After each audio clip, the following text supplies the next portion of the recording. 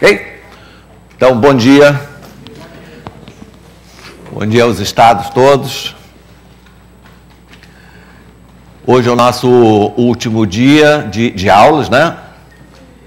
Então, queria começar lembrando que amanhã, nós temos a manhã toda de discussão a respeito de temas de matemática, e seria, então, interessante já conhecer algumas perguntas com antecedência, para que a gente possa repartir aqui pelos membros da mesa. Então, durante todo o dia de hoje, assim que tiverem alguma coisa que queiram perguntar sobre matemática, história da matemática, ensino da matemática, publicações de matemática ou qualquer outra coisa relacionada, como experiência em sala de aula, ou importância de um determinado assunto ou não, absolutamente qualquer coisa ligada aqui aos nossos temas, né? Que enviem as perguntas e o nome de quem está perguntando também, para a gente fazer referência. Então, nós já estamos montando aqui um primeiro banco.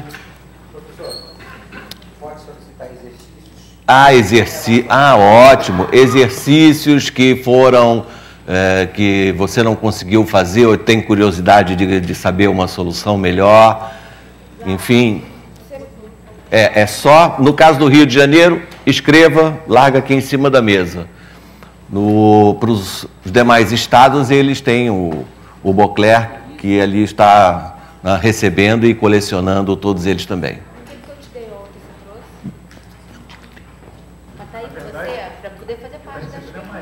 Sim, estará. Ok. Na verdade, quem está recebendo as perguntas para amanhã é a Maria. Sim. Bom, de qualquer forma, esse banco vai estar sendo feito hoje. É claro que amanhã, né, durante a sessão, novas perguntas certamente vão aparecer, mas a gente já deve começar com um certo V0, não é? Pois bem, nós vamos hoje, na segunda parte da aula, fazer uma homenagem ao professor Morgado. Aliás, ele vem nos visitar, vai dar uma aula de matemática financeira, não é? Como se estivesse aqui presente, realmente, vai ter exercício, de tarde vocês vão trabalhar, tudo igualzinho, vocês já estão acostumados a fazer, certo? Então, hoje, agora nós vamos falar sobre os volumes. Evidentemente, é impossível pensar em esgotar o assunto, quer dizer, vamos fazer uma introdução a esse tema, né, dos volumes. Na geometria, os três grandes, né, pilares, né, as medidas, nós temos as medidas de comprimento, as distâncias, não é? A medida da superfície de uma figura, que é a sua área, e a terceira, que é a medida do espaço ocupado por um objeto, que é a medida, então, que é o volume, né? Então, volume, em palavras assim bem simples, mas que podem ser usadas perfeitamente, a volume, então, é a medida do espaço. Como toda medida, o que é uma medida? Uma medida é resultado de uma comparação com uma outra grandeza da mesma espécie, não é? Então, medir, essencialmente, significa comparar.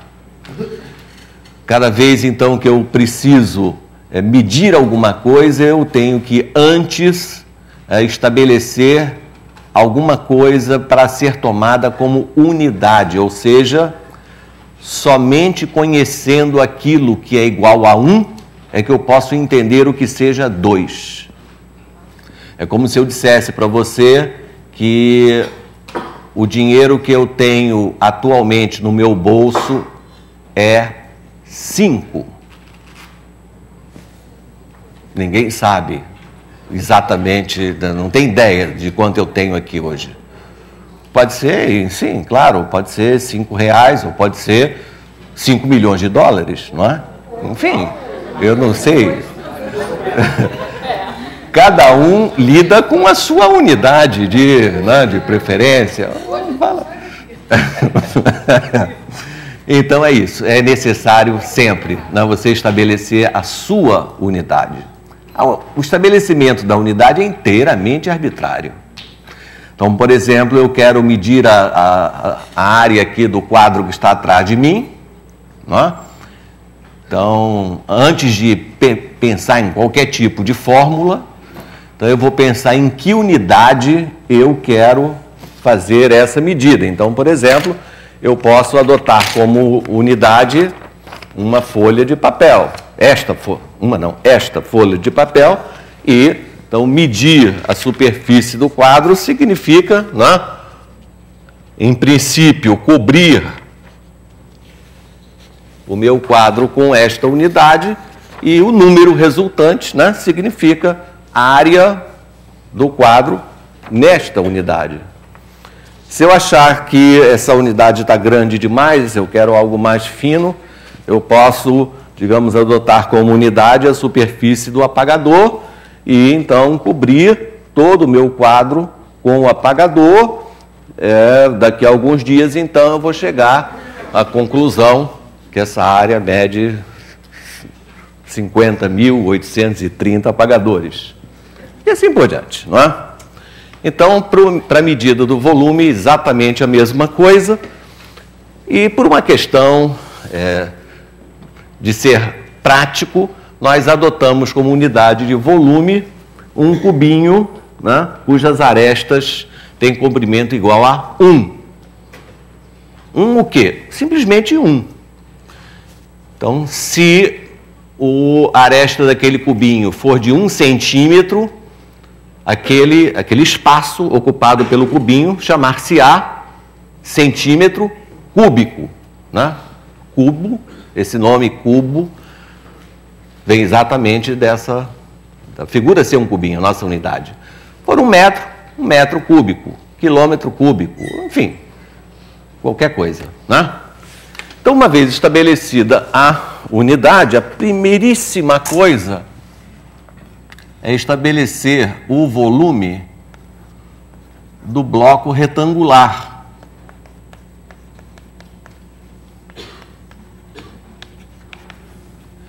Ou, como se fala na escola, né, do paralelepípedo retângulo, o tijolinho, né? Então, vamos pegar aqui uns materiais.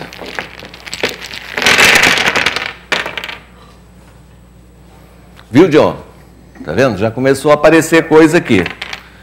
Isso aqui é ótimo. Isso aqui é aquela brincadeira que meus filhos, né, quando eram pequenos, adoravam fazer esses castelinhos aqui. Pois é. Então, o bloco retangular é um tijolinho desse. Pois bem, então vamos tentar descobrir qual é uma fórmula que calcula o volume disso aqui. Então, eu vejo que ele tem arestas de 3 tamanhos diferentes, né? As faces são retângulos, né? Bloco retangular, e eu me pergunto se esse espaço, não é isso que eu estou manipulando aqui, se esse volume, se ele é ou não é proporcional ao comprimento do objeto. Será que o volume é proporcional ao comprimento? Então, se eu dobrar o comprimento, o volume dobrou? Sim. Se eu triplicar o comprimento, o volume triplicou? Evidentemente. Então, o volume é proporcional ao comprimento. Será que o volume é proporcional à largura? Também eu respondo afirmativamente, porque se eu dobro a largura, o volume, claro, dobrou. Né? Se eu triplico a largura, o volume também triplicou. E para a terceira medida, né, da altura, eu vejo também a mesma coisa. Então, quer dizer que o volume de um paralelepípedo retângulo é proporcional a cada uma das suas dimensões, né, como a gente fala. Então, se eu tenho um bloco retangular de comprimento x, largura y e altura z. Aliás, essas palavras, comprimento, largura e altura, também ficam inteiramente à escolha do freguês, né? Porque eu posso imaginar o objeto apoiado assim, então comprimento, largura, mas eu posso também colocá-lo dessa maneira ou dessa, tanto faz. Quer dizer, então, que o volume desse objeto, né, que depende dessas três medidas, ele é proporcional a cada uma das medidas, não é? Então, vamos usar aquela primeira aula da semana e, no lugar de x, vamos colocar x vezes 1.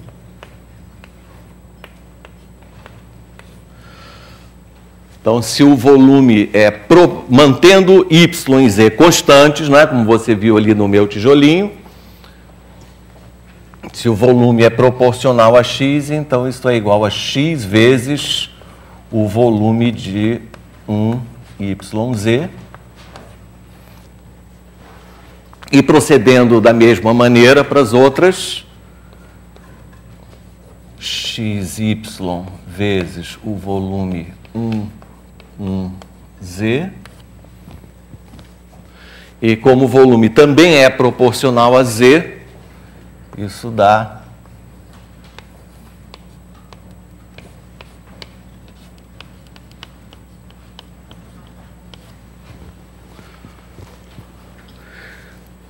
então quer dizer que o volume do bloco retangular é o produto das três medidas multiplicado ainda por um certo coeficiente.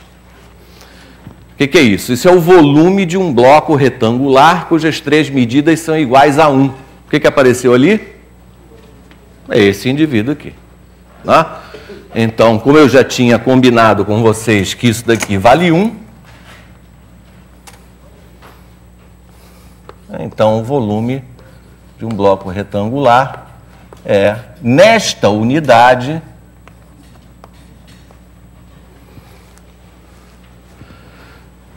é claro, né, que se eu tivesse adotado um outro tipo de unidade, a fórmula para o volume do paralelepípedo retângulo seria, evidentemente, diferente. Mas seria sempre igual ao produto multiplicado por algum coeficiente que depende, portanto, da unidade escolhida, certo? Então, como a gente tem mania de escolher sempre a unidade mais simples, né, mais agradável, o volume é simplesmente o produto das três dimensões. Aqui temos aqui, ó, ao vivo, um bloco retangular grande.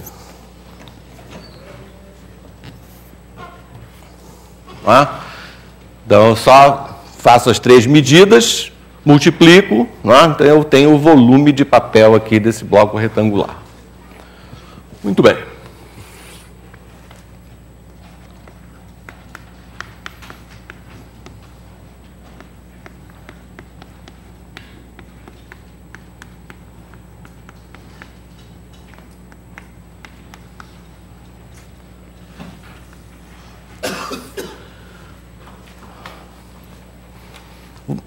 Logo agora, vamos falar de objetos semelhantes. A noção de semelhança entre duas figuras é desenvolvida, né, desde cedo na criança. Desde cedo mesmo, ela aprende a reconhecer coisas que têm a mesma forma. Não só figuras, desenhos, como objetos também. Aquele carrinho miniatura, né, que é igualzinho ao carro do papai, ao carro grande, o caminhãozinho que é igual ao caminhão grande, igual nesse sentido, né, semelhante. Então essa noção desde cedo nós temos, a criança tem, né, de objetos semelhantes, que tem a mesma forma. Na verdade, o que quer dizer isso, que tem a mesma forma? Que significa que todas as distâncias que existem ali estão sendo sempre multiplicadas por um mesmo fator. Então, se eu tenho, ainda falando de um bloquinho retangular,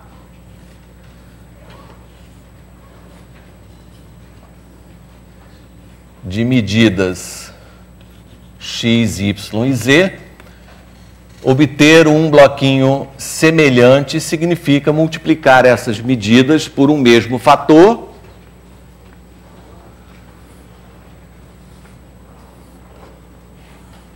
E aqui, então, obter um bichinho semelhante.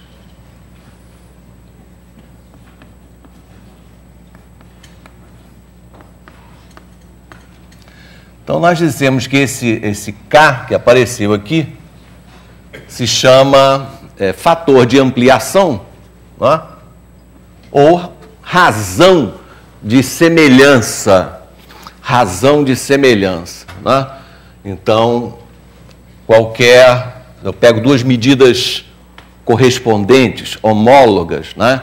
E divido a segunda pela primeira, o resultado é esse número K, razão de semelhança ou fator de ampliação.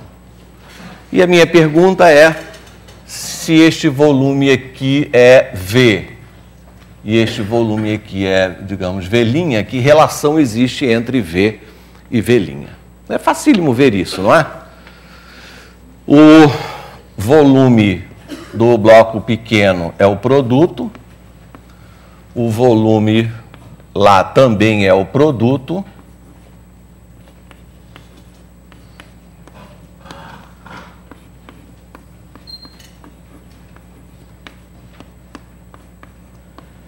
e vai acontecer este fato, né? Que o volume, o segundo volume é K ao cubo vezes o volume anterior. Frequentemente a gente escreve isso desta forma e memorizamos da seguinte maneira, que se dois objetos são semelhantes na razão K, então a razão dos volumes é o cubo da razão de semelhança. Esse resultado, né, que é inteiramente elementar, apesar de ser da maior importância, que você acaba de ver no bloco retangular, ele é absolutamente geral. A gente já vai mais ou menos explicar por que vale para qualquer coisa.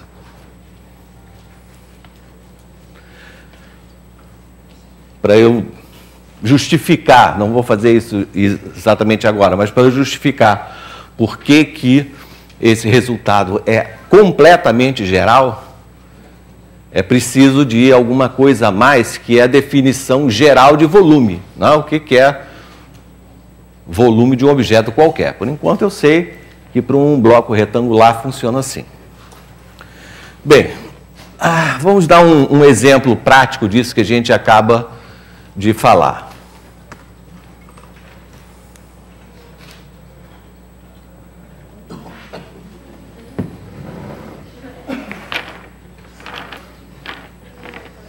Olha o sorriso dele, ó. Bom, nós temos aqui um objeto bastante conhecido e pela forma, né, eu não sei como calcular o volume disso, né, eu não tenho uma fórmula para calcular isso.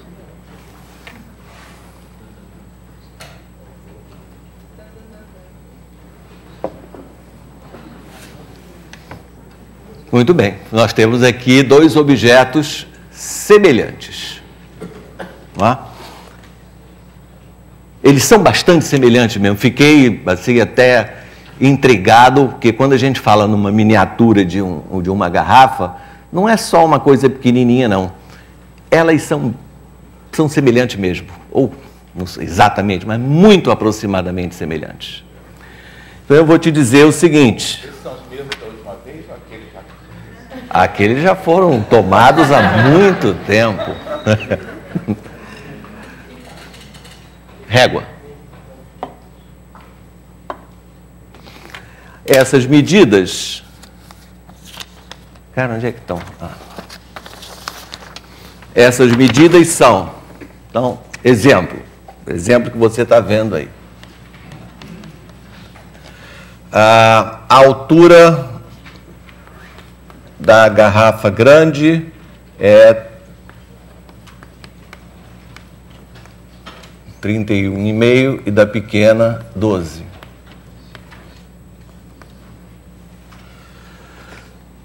A minha pergunta a vocês é a seguinte: aqui está escrito o conteúdo, volume.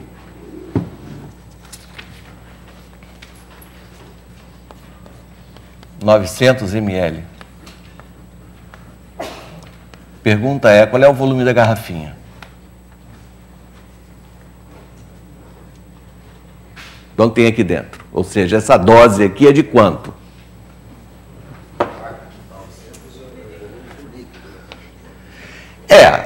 Claro, é o volume interno, né? Nós estamos vendo é o volume interno. É muito simples. O que nós fazemos? Calculamos essa razão. Eu podia fazer, a razão dos diâmetros é a mesma. Porém, a altura dá uma medida melhor, né? Na hora de fazer a razão, tanto faz a maior pelo menor ou o contrário, tá? Tanto faz. Eu fiz aqui o pequeno dividido pelo grande.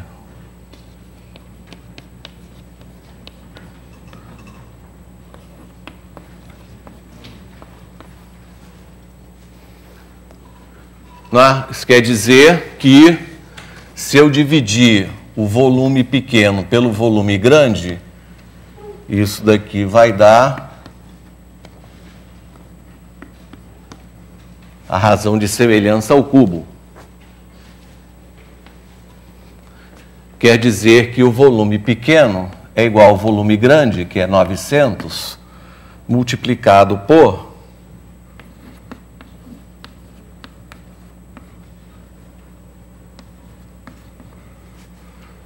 esse número que é o 0,381 ao cubo.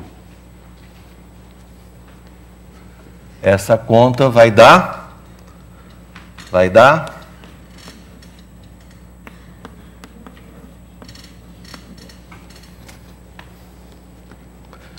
quem tiver curiosidade, aqui está escrito também o conteúdo, pequenininho, 50 ml. Que é aquilo que nós achamos.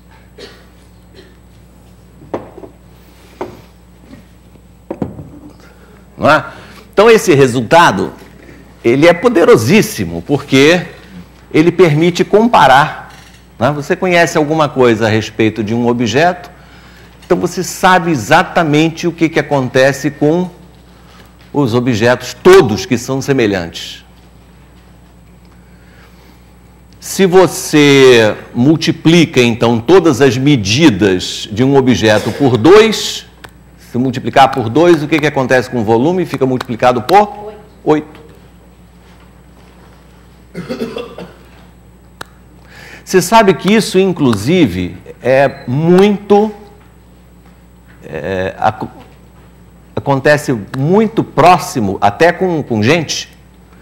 Se você pega, por exemplo, uma mãe e filha, evidentemente sem nenhuma assim, distorção, né? Ninguém é magro demais ou gordo demais, enfim, então num padrão, digamos, normal. Né? Quando a filha tem a metade da altura da mãe, bota as duas na balança. O volume da filha é 1/8, o peso, né, da filha é 1/8 do da mãe. Faça essa experiência, quem tiver filho em casa, faça essa experiência ou na família. É impressionante como é próximo. Se não der certo, a pessoa vai fazer um regime. Exatamente. Exatamente. Se não der, é porque tem alguém aí... Claro, tem alguém não. O adulto está precisando fazer um regime. beber um pouco menos, comer menos linguiça, essas coisas, né? Trocar a linguiça por alface, né? O torresmo por chuchu.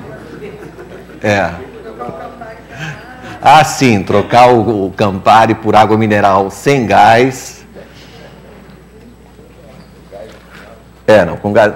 Agora, por que esse resultado, assim, vou falar muito rapidamente, por que esse resultado, que a gente fez só num bloquinho retangular, e eu já estou usando até em gente, né? E por que funciona? É por uma mágica chamada definição do que seja o volume de um objeto qualquer, né? Quando eu pego esses bloquinhos, cujo volume eu já sei calcular, e eu vou empilhando, né? Vou fazer vou empilhar os meus bloquinhos. Esse negócio que eu estou criando aqui vai se chamar, vamos dar um nome de poliedro retangular, tá? Poliedro retangular então um monte de bloquinhos justapostos, assim, colados. Tá combinado? Então isso aqui, nome disso, poliedro retangular. Eu sei calcular esse volume, sei, é só somar os volumes dos bloquinhos. Agora eu pego um objeto, vamos lá. O que é o volume disso aqui? Aliás, alguém diz, enche d'água, depois bota no... Perfeito, né? Esse negócio de encher d'água é ótimo quando você pode, né? Então, água é um negócio sensacional, porque permite você medir volumes por imersão, né? Eu quero o volume de uma pedra. Aí eu mergulho ali dentro de um cilindro com água, vejo quanto sobe, essas coisas. Arquimedes já tinha descoberto essa maravilha há muito tempo. Mas é claro que isso é um recurso prático, porque se eu quiser medir, por exemplo, o volume da Lua, por esse método fica um pouco difícil, não? Então o que a gente diz é o seguinte: eu pego meus poliedros retangulares, né, e coloco assim, ó. Então eu tenho um poliedro retangular, né, que está contido no meu objeto. Então eu sei que o volume do meu poliedro é menor, né, do que o volume da minha tigela. Mas eu posso melhorar isso, né? Ainda tenho espaços vazios. Quer dizer que ao colocar mais um tijolinho, eu melhorei a minha aproximação. Então, cada espaço vazio que eu achar, eu vou lá e sapeco mais um tijolinho. O que eu estou fazendo? Eu estou criando uma sequência, né, que vai se aproximar tanto quanto eu queira do volume do meu objeto.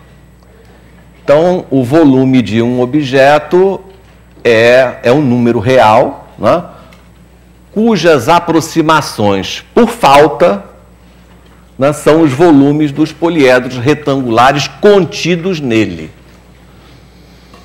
Então, por essa razão, o que aconteceu, né, o que acontece com cada bloquinho retangular vai acontecer com o meu objeto, evidentemente.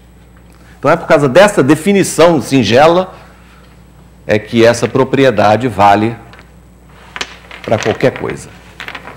Mas ainda, você sabe que uma vez, deixa eu contar um caso aqui, sem que me desviar muito. Tem um pessoal assim mais abastado que tem lancha, sabe? Barco. Não, pessoal que barco. Então, uma vez, ouvindo uma conversa num botequim, um personagem dizia para outro assim, ele tinha uma lancha de 20 pés. Os barcos têm essa mania de... Ninguém mede barco em metro, ninguém não sabe por quê, é tudo em pé. Em pés, né? Então, uma lancha de 20 pés, não é lá um lanchão, não, uma lanchinha. E ele tinha um motor de popa de 100 HP. Aí dizia assim, eu vou trocar por uma de 24 pés. Aí pergunta do outro, Que motor você vai botar? Bom, o que esse diálogo quer dizer? Que quando você aumenta o tamanho de um barco, né, para o mesmo modelo, é um semelhante, porém maior, né, o volume aumenta, a gente já sabe como aumenta, né, de acordo com essa razão ao cubo. Então ele vai precisar de um motor mais forte. A potência do motor tem que ser proporcional ao peso do barco para que eles tenham desempenhos semelhantes. Se você não mantiver essa relação entre a potência do motor e o peso do barco, o seu barco não vai correr tanto quanto corria o antigo. Enfim, para ter desempenhos semelhantes, é bem razoável isso, que a potência do motor seja proporcional ao peso do barco. É claro, se uma pessoa tem força para carregar um saco de cimento, para carregar 2 sacos de cimento precisa de 2 pessoas e assim por diante. Então, vamos fazer esse cálculo aqui. O barco antigo tinha um comprimento de 20 pés e tinha um motor de 100 cavalos. Agora ele quer saber, se ele trocar para 24 pés, que motor ele deve ter. Você vê que essa questão, que se percebeu num botequim de praia, entre uma caipirinha e outra, aparentemente não tem nada a ver com geometria, mas tem. Pois é. Só para você saber quanto é que vai dar esse negócio, a razão de semelhança que eu fiz agora do maior para o menor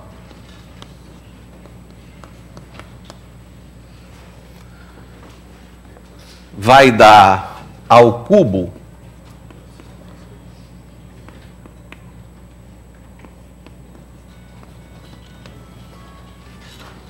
Isso quer dizer que, para ter um desempenho náutico semelhante, você vai ter uma potência de 100 vezes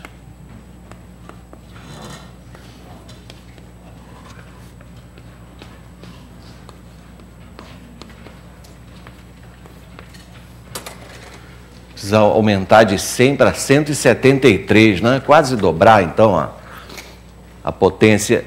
É uma coisa interessante, porque você aumentando, isso aqui quer dizer aumentar de quantos por cento de 20 para 24, aumentou quantos por cento?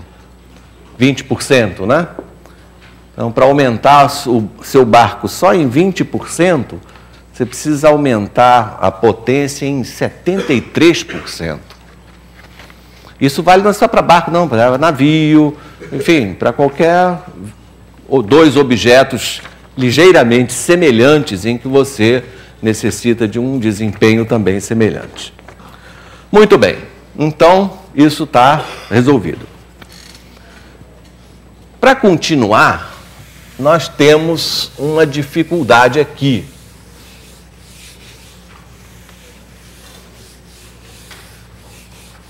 Porque essa definição de volume que eu dei é como sendo o número real cujas aproximações por falta são os volumes dos poliedros retangulares, não é? É muito boa, mas não é absolutamente prática, né?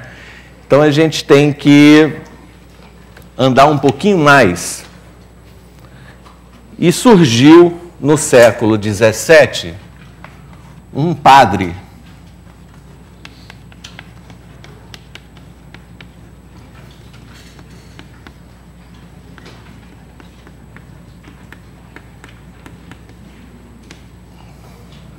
chamado Bonaventura Cavalieri, que resolveu o problema de forma elementar e extremamente elegante.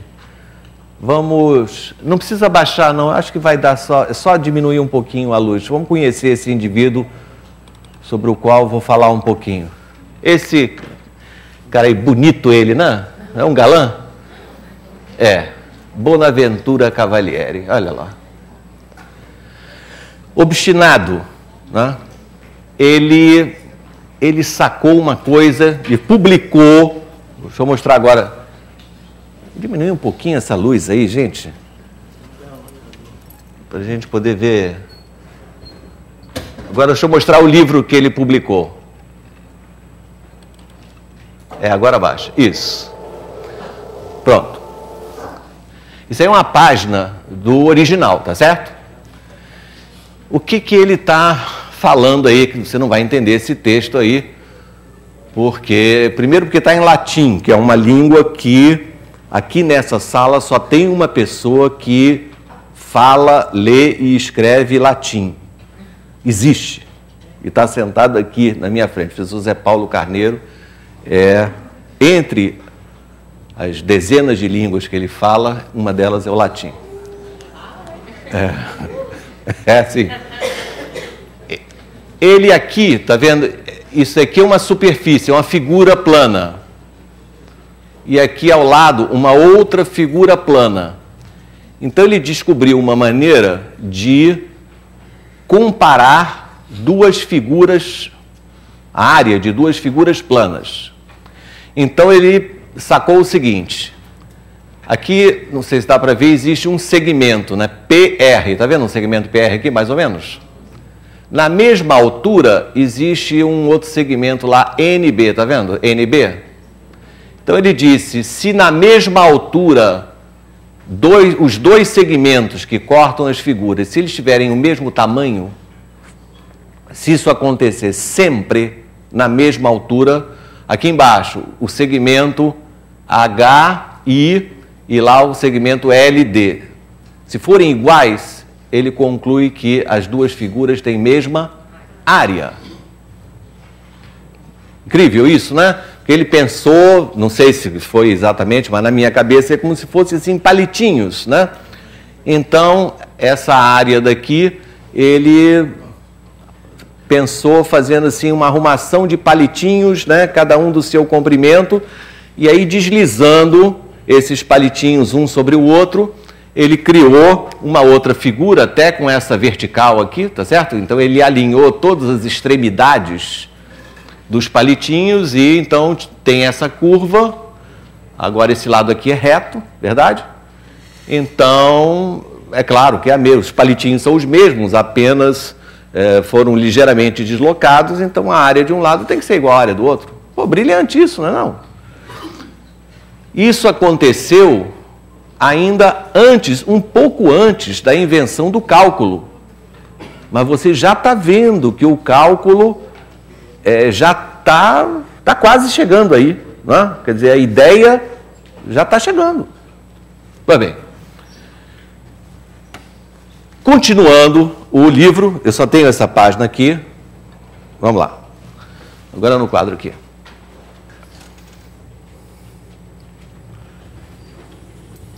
Ele faz exatamente a mesma coisa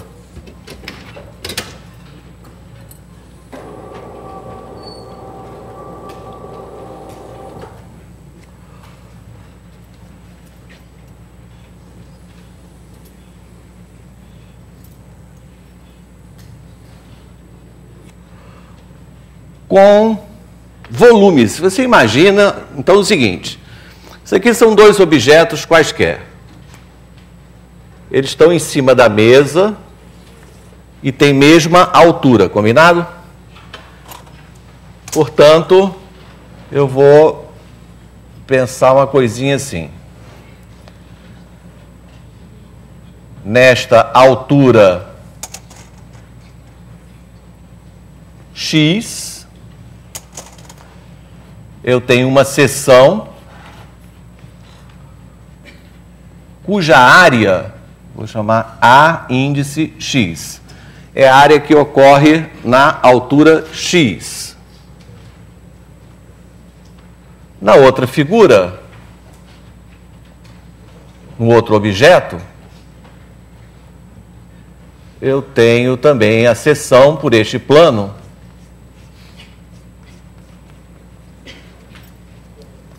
E esta área aqui, eu vou chamar de a linha índice X. Então, Cavalieri percebeu o seguinte: se para todo X, tá? Desde a mesa até lá em cima, a área da esquerda for igual à área da direita, você mesmo que você nunca tenha visto isso, se essa área for igual a esta, sempre, para todos esses planos, qual é a conclusão que você pode tirar daqui? Os volumes são iguais. Da mesma maneira que, comparando segmentos, a gente conclui algo sobre a área, agora, comparando áreas,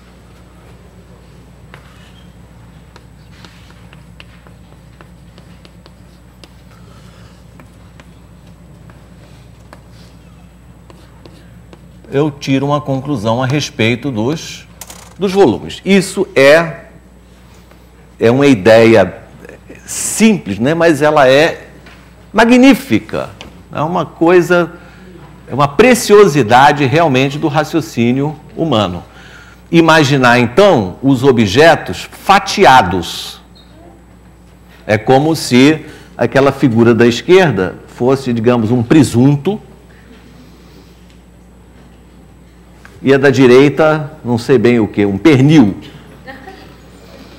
Não é? Aí você passa os dois na máquina de fatiar lá da padaria. E aí você compara fatia por fatia. Digo, essa fatia aqui tem o mesmo peso dessa aqui, ó, sei lá, tem a mesma área, né? Peso.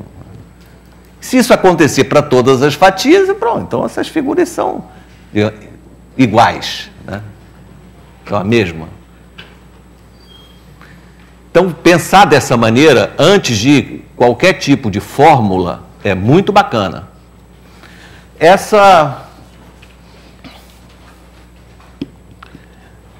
Esse negócio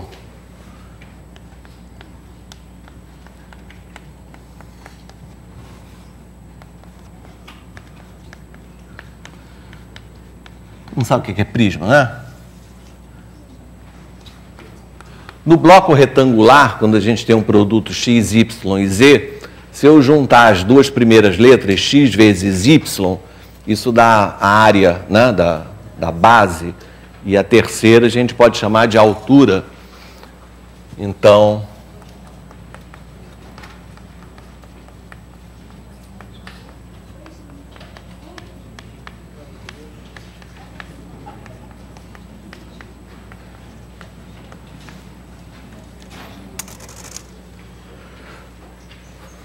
se eu pego, por exemplo, esse bloco retangular, né? Então o volume disso é a área da base vezes a altura. Se eu corto um pedaço dele, cadê? Não vou cortar não, né? Se eu corto um pedaço dele, então o volume de cada parte é proporcional à área, né, da sua base, ou seja, para cada pedacinho, para cada pedaço, né, cortando aqui por um plano vertical, o volume continua sendo a área da base vezes a altura. Então, todos os prismas retos têm essa maneira de calcular o volume. A área da base vezes a altura. O que Cavalieri permitiu a gente imaginar? Permitiu que a gente pudesse deformar, até deformei demais, ou seja, fazer cada fatia deslizar uma sobre a outra, não é? Esse agora é um prisma, não é reto. Como é que é o nome de um prisma assim? Prisma oblíquo, não é? Prisma oblíquo. O volume mudou? Não. A base é a mesma? É. A altura é a mesma ou a altura mudou? Não, a altura é a mesma. Né? Então eu posso manipular o meu prisma, eu posso até fazer com que ele não seja mais prisma. Pronto, isso aqui agora é um objeto sem nome. Tem a mesma base? Tem. Tem a mesma altura? Sim. E o volume? Continua o mesmo. Desde que as fatias, né, que são as folhas de papel, sejam as mesmas em cada altura, o volume, portanto, não se altera. O mesmo, essa manipulação, né, de um objeto, eu posso deformá-lo mantendo o seu volume, posso fazer com a pirâmide também, não é? Eu pego um ponto aqui em cima e corto e modifico, né? Manipulo a pirâmide, né? Deslizo cada fatia uma sobre a outra, mudando a forma da pirâmide. A base não mudou, o vértice fica andando no plano paralelo e o volume, seja ele qual for, é o mesmo. Né? Então, só essa ideia, né, permite que eu conclua que prisma ou também pirâmides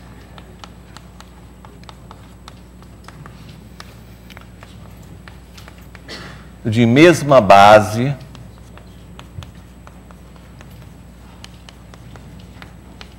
e mesma altura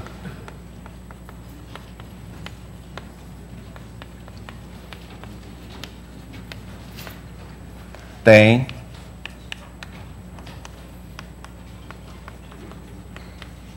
mesmo volume.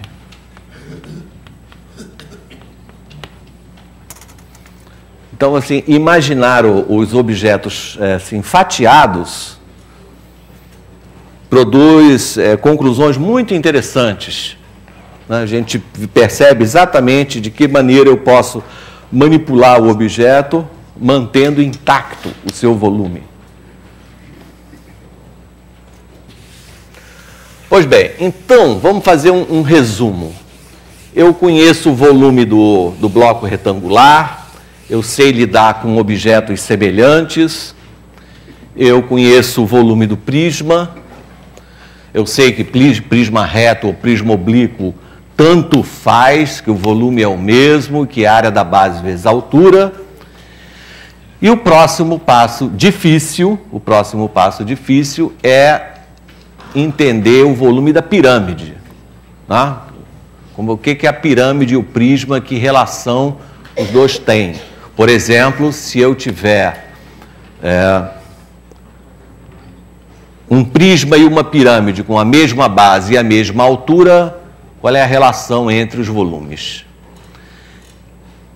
Essa relação entre prisma e pirâmide de mesma base e mesma altura já era conhecida desde os gregos antigos, porque fazendo modelos, né, em pedra, em mármore, eles concluíam que prisma e pirâmide de mesma base e mesma altura, a razão dos volumes é 3. O prisma é 3 vezes mais que a pirâmide, ou a pirâmide é 1/3 do prisma. Esse 1/3, esse denominador 3, que vai cismar de aparecer em diversos outros lugares, vamos ver por que ele existe. Então agora nós vamos descobrir como é que é o volume da pirâmide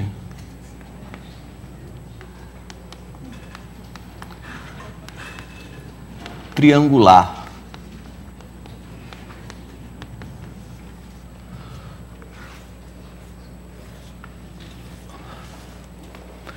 Bom, quando a gente fala de pirâmide, é comum nós falarmos na base da pirâmide, né? E no vértice da pirâmide.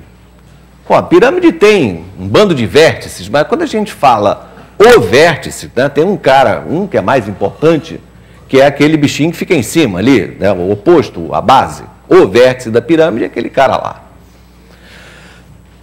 Pensa numa pirâmide egípcia, né? A base é quadrada, o vértice da pirâmide, aquele pontinho lá em cima. Agora, não há dúvida, quando a pirâmide é de base triangular, entretanto, ela ganha o nome de tetraedro, né?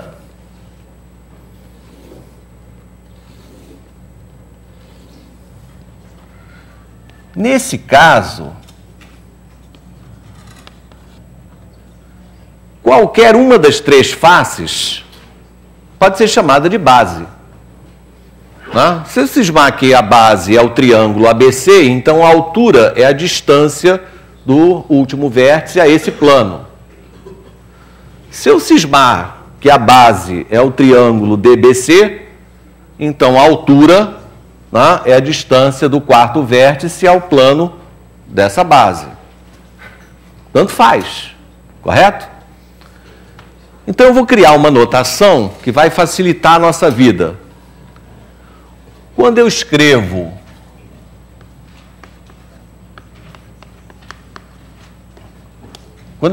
escrever isso aqui, significa que na minha cabeça, tá, esses 4 pontos A, B, C e D formam um tetraedro, e eu estou pensando nele em que a base é o triângulo ABC e o vértice é D. Então, quando eu falar em altura desse tetraedro, você não precisa mais me perguntar qual é a altura. Você já sabe que é a distância de D ao plano ABC. Tá? Essa é uma maneira de escrever, para facilitar a minha vida. É claro que se eu escrever, por exemplo, A, B, C, D, eu estou falando no mesmo tetraedro, porque ele é formado pelas mesmas 4 letras. Apenas na minha cabeça agora eu estou pensando nessa face como base e aquele vértice. Combinado? Ok. Então, vocês todos receberam um papelzinho que eu queria que vocês, então, trabalhassem, porque o desenho é muito chato e difícil de fazer. Vou te dizer o que eu quero. Eu quero isso aqui. Agora sim. Tá bom. Todo mundo tem essa folhinha aí, que é exatamente uma reprodução dessa aí.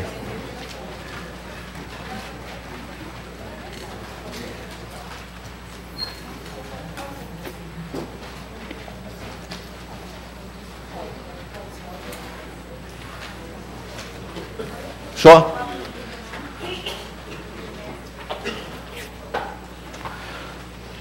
Então, nessa folhinha, você vê na linha de cima o mesmo prisma reproduzido 3 vezes.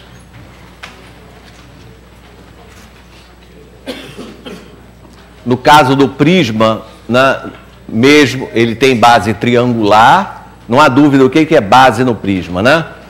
Então, o prisma tem 2 bases, ABC e a linha B', C', congruentes, não é?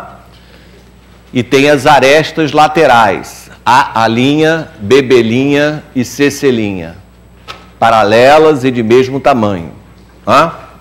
Então, no meu prisma triangular, a base ABC é um triângulo qualquer. As faces laterais são, em geral, paralelogramos. Por exemplo, a base AB, B', A', tem lados opostos paralelos. É um paralelogramo. Vamos olhar, por exemplo, o plano A', C', Dá uma olhada no plano A', C'. Tá vendo um plano lá na parte de trás? Todo mundo vê o plano A', C'? Tá vendo? Que relação a reta B' tem em relação ao plano A', C'? É paralela, né? Sim, claro. Se B' é paralela a A', quem é paralela a uma reta de um plano é paralelo a esse plano, não é? Muito bem. Vamos então agora cortar o prisma em 3 pedaços.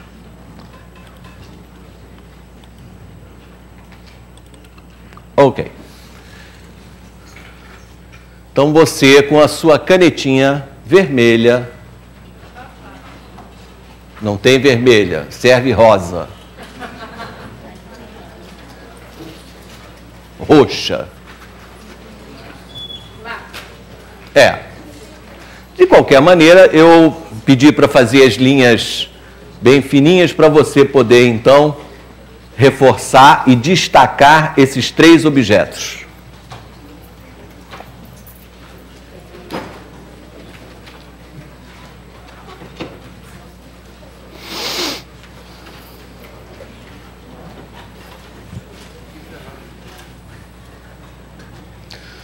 Bom, você vê em vermelho 3 tetraedros, não é? 3 piramidezinhas. Aqui, não é? Primeira, segunda, terceira.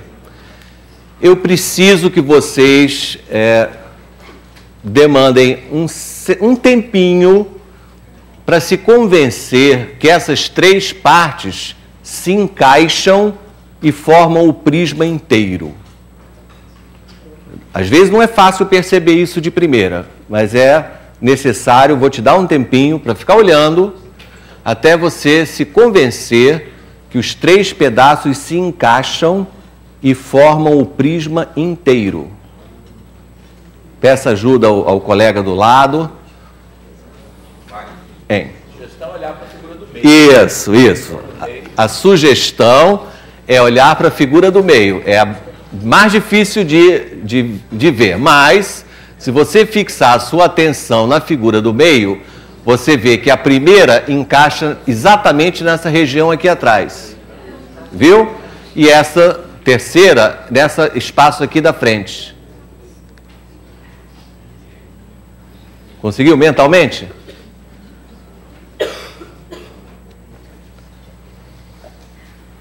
Muito bem. Agora nós vamos demonstrar uma coisa muito bonita, que é o seguinte: esses 3 objetos que você vê em vermelho, eles têm o mesmo volume. Não dá para ver isso de cara realmente. Depois que eu demonstrar que tem o mesmo volume, eu posso concluir que uma dessas pirâmides vermelhas, por exemplo, essa que eu estou apontando, tem, portanto, volume 1/3 do volume do prisma. Se o volume do prisma é a área da base vezes a altura, eu terei demonstrado que essa piramidezinha tem volume a 1/3 parte. Mas só posso afirmar esse 1/3 se eu tiver algum argumento que me convença que esses 3 objetos têm mesmo volume. Nós vamos fazer isso agora. Bom, deixa eu escrever ali do lado. Agora vocês vão fazer um exercício de enxergar uma demonstração aqui no escuro, tá? Mas depois a luz vai acender.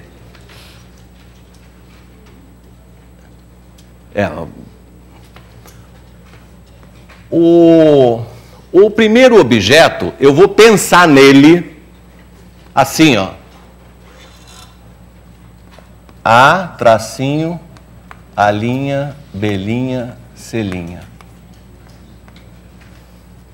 Então eu estou olhando para aquele primeiro objeto e na minha cabeça a base é aquela figurinha de cima e o vértice é o ponto A. Então, quando eu falar em altura desse bichinho aqui, eu estou falando na distância de A até aquele plano que fica ali em cima. Portanto, eu estou falando na própria altura do prisma, exato? Muito bem. Então, aquele objeto tem um volume, escrito assim, volume do tetraedro A linha, B linha, C linha, em que na minha cabeça ele está arrumado dessa maneira.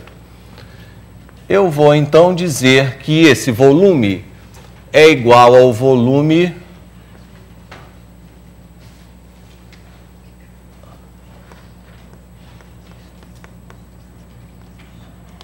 deste tetraedro. Ele não está ainda visível, mas eu digo que o volume desse é igual ao volume desse. Por que eu posso dizer isso independente ainda antes de estar vendo a figura? Porque o triângulo A', B', C' é igual ao triângulo ABC. Então, estou trocando um triângulo por um outro que é igual. No primeiro, a altura é a distância do ponto A, que está embaixo, até o plano que está lá em cima.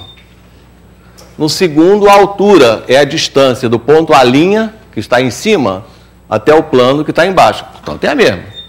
Tá bom. Em suma, o que eu fiz ali? Vamos agora mostrar.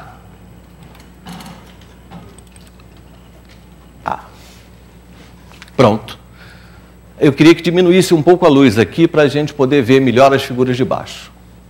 Deixa isso aqui mais no escuro, depois eles enxergam. Pode diminuir mais. Eu quero isso. Não, diminuir mesmo. Quero bem visível. O quadro não é importante. Então, agora em verde claro, você vê que eu transformei a primeira pirâmide na segunda e que elas têm realmente o mesmo volume. Está convencido que o volume dessa vermelha de cima é igual a dessa verde aqui embaixo? Tá, perfeitamente. A terceira pirâmide não mudou nada, tá vendo? Ó? Agora, a segunda, por enquanto, ainda não mudou. Vamos pensar a segunda pirâmide, aquela lá em cima, na minha cabeça, ela está arrumada assim. A segunda pirâmide, eu vou pensar com vértice B' e a base lá no fundo, AC'. Então, quem não estiver enxergando, eu vou falar. Segunda pirâmide, aquela que está lá em cima, ela tem esse nome, B', traço, AC'. Então, na minha cabeça, a segunda pirâmide tem base na AC', portanto, esse triângulo que está lá no fundo. E esse vértice B' aqui está puxado, está mais para frente. Correto? Ora, eu posso... A figura de baixo que está em azul é a mesma, tá? AC' é a base e o vértice B' está mais na frente. Eu agora vou mudar esse vértice de posição. Olha como ele está andando, tá vendo? Quando esse vértice está se movendo sobre a reta B', o volume está mudando? Não, porque eu estou caminhando com esse vértice numa reta paralela à sua base. Então, você está vendo a pirâmide se deformando, mas o vértice caminha num plano paralelo à base. Tudo certo? Até que eu vou puxar esse vértice para cá. Opa.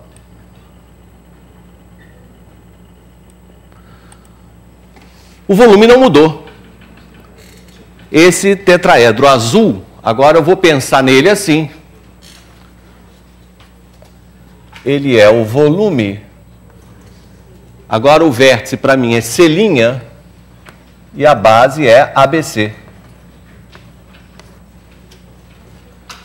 Rearrumei as letras, tá? Agora eu botei a base embaixo. Tá? Botei a base ABC e o vértice agora é C'. O terceiro não vou mudar nada. Eu vou deixar a base em ABC e o vértice B'. Então isso aqui, o primeiro é o V1, o segundo é o V2 E o terceiro volume é um cara que tem vértice B' e base ABC. Vê se está tudo bem, arrumadinho na sua cabeça, que eu vou apagar essa figura.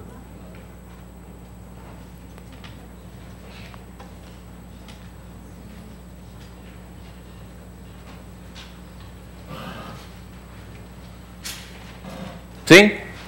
Então vamos acender a luz para terminar a demonstração.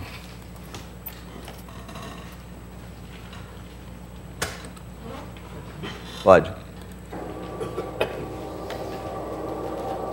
Luz. Pronto. Vamos olhar para cá. Você está convencido que essas três pirâmides têm mesmo volume? Porque elas estão com a mesma base ABC. Qual é a altura da primeira? É a distância de A' ao plano ABC. Qual é a altura da segunda? É a de C' ao plano ABC. E a altura da terceira? É de B' ao plano do ABC. Essas três alturas são iguais? São, porque o prisma, né, tá, a face superior, a base de cima é paralela à de baixo. Então as alturas, né, tomadas a partir de cada um dos três pontos é a mesma. Consequentemente, qualquer um desses volumes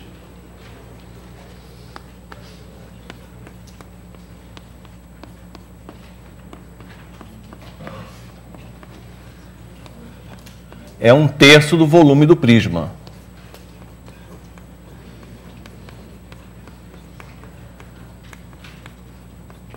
Pronto. Aí surge 1/3, né? Claro que nós demonstramos para pirâmide triangular, mas é muito fácil terminar, né? Qualquer pirâmide com qualquer base, ela pode ser cortada em pirâmides triangulares, soma os volumes e isso aí está pronto. Um negocinho bem rápido que eu queria mostrar é o seguinte. Juro que é muito rápido.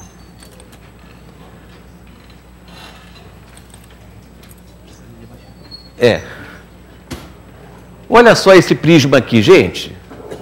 Aliás, isso aí o mundo inteiro também chama, a gente chama de tronco de prisma, né? Pois é, porque agora o plano de cima, né, ele não é paralelo ou necessariamente, né, o de baixo. Você tem ideia de como é que calcula um volume de um objeto assim, um prisma que não é cortado, assim, que é oblíquo lá em cima? Você tem ideia, né? Por exemplo, esse troço aí, como é que é o volume? Fácil. Hã? Cortando e calculando por partes. Mais ou menos.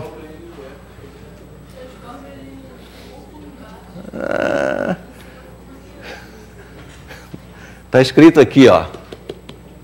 A mesma coisa, isso, pode, luz agora aqui.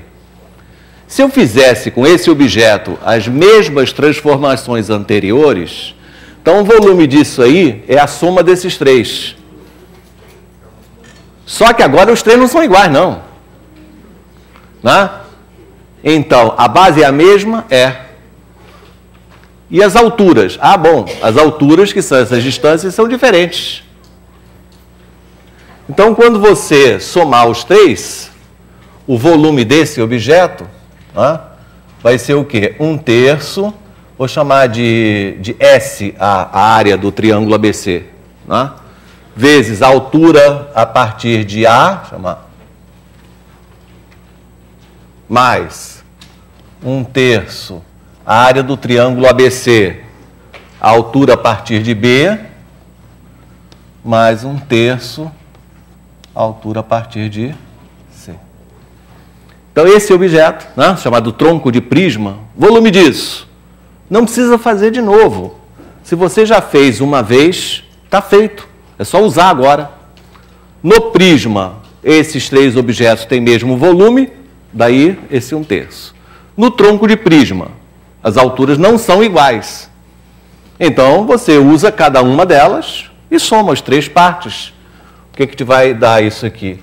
Vai te dar a área da base multiplicada pela média das 3 alturas.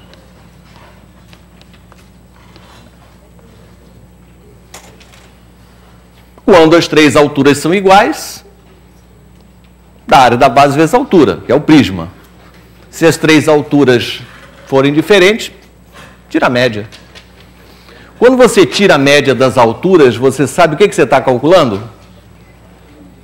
Você está calculando essa distância entre o baricentro de um triângulo e o baricentro do outro, tá? Não vou demonstrar isso, mas é exatamente isso que você está calculando. Ok? Finalmente, vocês de tarde vão fazer umas coisas interessantes de volume, mas tem um exercício que eu tenho que explicar o que é. É o seguinte, vocês aí dos estados e pessoal aqui do IMPA, vocês precisam ir na cantina, cada grupo, e pegar 2 copos de plástico. Então, cada lugar faz o seu exercício de acordo com o copo que tiver aí na cantina. Tem que ser 2 diferentes. A cantina é uma sala de café. Aqui no IMPA não é cantina, é sala de café. Pois é. Uma parte do exercício é descobrir qual é a fórmula que calcula o volume desse objeto. Tem as indicações, vocês vão conseguir. A segunda parte, que é uma coisa importante, é comparar esses volumes. Primeiro, eu quero que vocês, cada grupo, olhando apenas, sem tirar nenhuma medida, procurem mentalmente ter uma intuição de quantas vezes esse volume é maior do que esse. A intuição é uma coisa que é necessário a gente desenvolver também, fazer exercício, olhar para uma panela e dizer quantos litros tem essa panela. É de 5 litros ou é de 20 litros? Né? Então, avaliar coisas é um exercício interessante e útil. Então, eu quero que o grupo chegue a uma conclusão, né, através dos seus integrantes, apenas olhando quantas vezes o pequeno cabe dentro do grande. Segundo, vamos pegar água e vamos fazer essa transferência para ver se a intuição estava correta. Terceira parte do exercício, pegar uma régua, medir cuidadosamente diâmetro, medir altura. Cuidado que não é a lateral que eu quero, não. A altura na perpendicular, veja que o 0 não está encostando. Faça com cuidado, tá? E aplique a fórmula que você deduziu para ter uma confirmação do resultado. Ou não, ver onde é que está o possível erro. Ok? Então, até de tarde. Logo mais, vamos ter